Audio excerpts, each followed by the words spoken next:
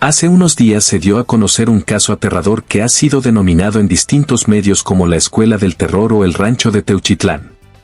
Se trata del Rancho Izaguirre, ubicado en Jalisco, aproximadamente a 1 hora de Guadalajara.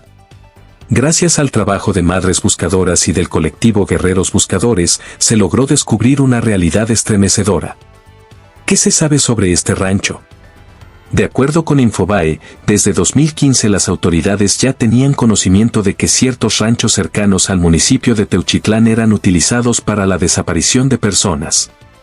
En ese momento, la ubicación exacta del rancho señalado no fue encontrada, en su lugar, se investigó Rancho Los Amiales. Casi una década después, el horror sería revelado. Un documento revisado por el colectivo Mexicanos contra la Corrupción reveló que en 2019, la Guardia Nacional informó a la Secretaría de la Defensa Nacional sobre el hallazgo de cuerpos calcinados y zapatos en la región de Teuchitlán. Es decir, al menos se levantó un reporte oficial, aunque la magnitud de lo que ocurría en la zona parecía ignorada.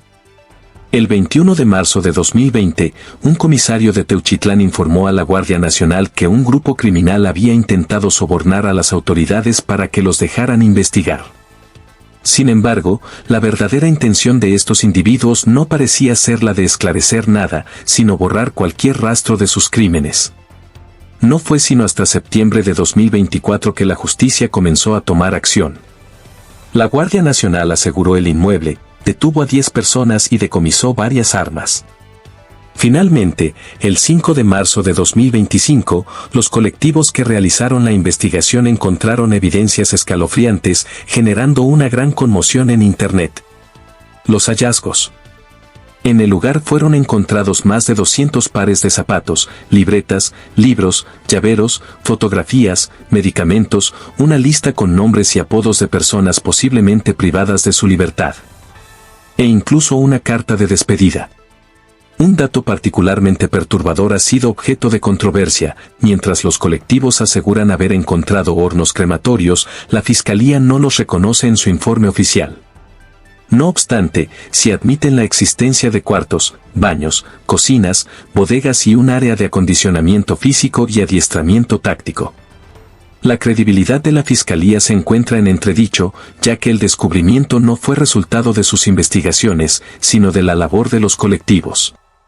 El método de captación y entrenamiento. Según testimonios recopilados, el rancho funcionaba como un centro de reclutamiento forzado. Se engañaba a las víctimas ofreciéndoles trabajo como choferes, electricistas, guardias de seguridad o ayudantes generales, principalmente a través de anuncios en Facebook. Una vez que aceptaban la oferta, se les citaba en la central de autobuses, donde desaparecían. Eran trasladados con los ojos vendados, sin teléfonos, y al llegar al rancho dejaban de ser tratados por su nombre, recibiendo en su lugar apodos. En la lista hallada, se mencionan nombres clave como Sabana, Mole, Panda y Moto. El adoctrinamiento era brutal, basado en tortura psicológica y física. Los reclutas dormían en posición fetal, mientras que su rutina diaria incluía ejercicios extremos, como arrastrarse pecho-tierra bajo alambres de púas a solo 30 centímetros del suelo. Simulaciones de combate. Sanciones letales por cualquier falla. Privación de agua y alimentos, manteniéndolos apenas con vida. Todo esto recuerda a los campos de exterminio de la Alemania entre 1939 y 1945. Las mujeres también eran reclutadas y sometidas al entrenamiento, aunque, según los testimonios, ninguna sobrevivía. Etapas del entrenamiento. El adoctrinamiento se dividía en varias fases. Kinder, un entrenamiento interno en el rancho. Traslado a Michoacán y Zacatecas para enfrentamientos con grupos rivales. La escuelita del terror, aquí, exmilitares mexicanos y colombianos los entrenaban. Llegar a esta fase significaba un punto casi irreversible.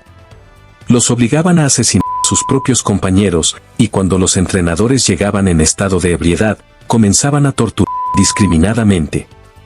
La tasa de supervivencia era bajísima, de cada 200 reclutas, solo 30 lograban salir con vida, ya convertidos en sicarios y cártel. Un catálogo escalofriante. La Fiscalía ha publicado un catálogo con la ropa encontrada en el lugar, con la esperanza de que los familiares puedan identificar a sus seres queridos. Los hallazgos en el rancho Izaguirre han dejado al descubierto no solo la crueldad de los grupos criminales, sino también la falta de acción de las autoridades durante años. Mientras tanto, los colectivos continúan luchando por justicia, enfrentándose a un sistema que ha demostrado su indiferencia ante la tragedia. Me despido de este video con el texto de Juan Villoro llamado La denuncia imposible. Las imágenes de terror surgidas del rancho de Jalisco confirman la complicidad de las autoridades con el crimen organizado. Es imposible que los responsables del gobierno local no supieran de un sitio donde se practicaba la reclutación forzada y el exterminio sistemático. Como en tantas ocasiones, la información llegó por un insólito sobreviviente. En México, las víctimas sustituyen al Ministerio Público. Las madres buscadoras y los prófugos del horror ofrecen los datos que las autoridades no investigan. En esta columna me refería al libro San Fernando, Última Parada, de Marcela Turati, que muestra el desinterés oficial por el destino de los desaparecidos. Durante años, numerosos jóvenes fueron bajados de autobuses en San Fernando, Tamaulipas, para ser incorporados al organizado. Los camiones seguían su rumbo, el equipaje llegaba a la terminal y era arrumbado en una bodega. La fiscalía jamás inspeccionó las maletas que podían informar sobre los desaparecidos. Estamos ante un problema estructural. La FEMDO, Fiscalía Especializada en Materia de Delincuencia Organizada, está a cargo de rastrear a las víctimas, pero se limita a informar de los cadáveres, las armas, los nombres de los delincuentes. La desinformación es tan grave como las paletadas de tierra que ocultan cuerpos en las fosas comunes. Ignorar el paradero de una persona desaparecida es un agravio ético, pero también un error táctico. Si no se conocen las redes que hacen posible el delito, resulta imposible combatirlo. ¿De qué sirve una denuncia? A principios de 2023, un amigo y yo fuimos asaltados a mano armada en la Ciudad de México. Mi amigo tenía contacto con mandos policíacos y, por el localizador de su celular, que había sido robado, supo dónde estaban los asaltantes. Dio el dato a la policía y 2 horas después hubo un detenido. Nos pidieron que lo identificáramos al día siguiente. Antes de verlo, nos mostraron un video en el que el presunto culpable aceptaba el atraco. Estaba vestido como nuestro asaltante.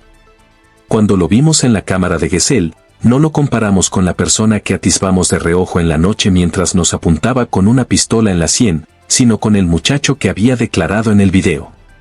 Nos tomaron la declaración juntos para que nuestras palabras coincidieran, sin contar con un abogado ni saber que sería muy difícil desistirnos de lo que decíamos. El supuesto asaltante fue a dar a la cárcel. Poco después, su familia me buscó para explicar que se trataba de una fabricación. Había pruebas de que el muchacho estaba en otro sitio durante el asalto y le habían cambiado la ropa.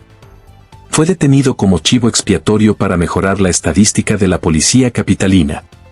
Buscamos un abogado especializado en la detención de inocentes y durante 6 meses visitamos la Fiscalía de la ciudad. Gracias a que Ernestina Godoy se implicó en el caso y nos recibió en 4 ocasiones, pudimos liberar a una persona que purgó medio año de condena. Parte de mi trabajo consiste en liberar inocentes, dijo la fiscal con indignación. La experiencia nos dejó una enseñanza: hacer una denuncia puede causar que se cometa otro delito. Anteayer, el socio de un conocido fue detenido por una patrulla del Estado de México a las 9 de la noche, en una carretera del norponiente de la ciudad.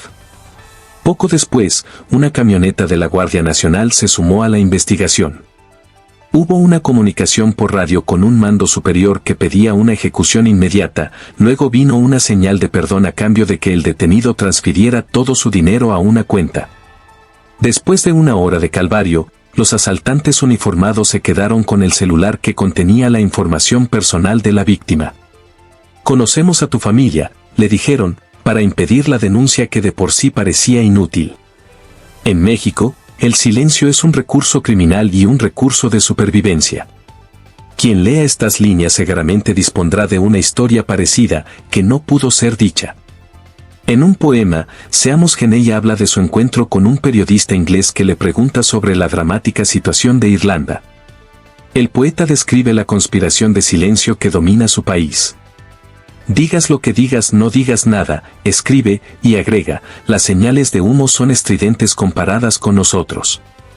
México se desangra en silencio.